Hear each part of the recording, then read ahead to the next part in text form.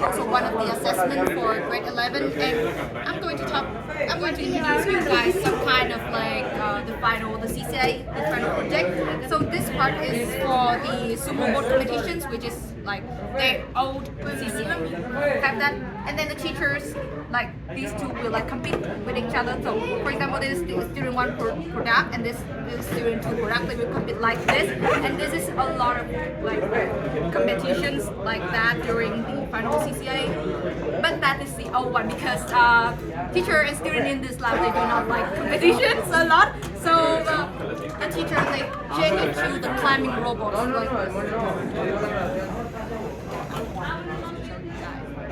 So the climbing robot student will like design programming is to like what climbing means, like the robots when they push it up like that.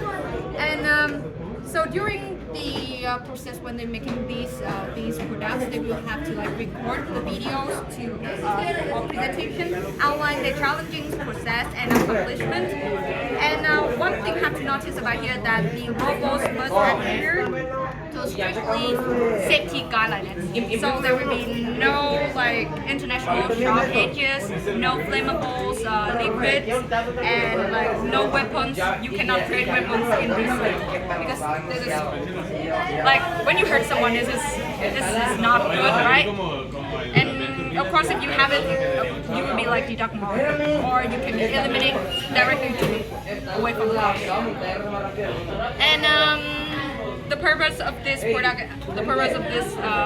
is like students will gain a valuable experience in teamwork, critical thinking, and problem solving, all of which are very essential. When you come to universities, it's not only for this course, it's not only for computer technology, but it's also kind of like even if you take any fields in the future, these skills are very important. Yeah.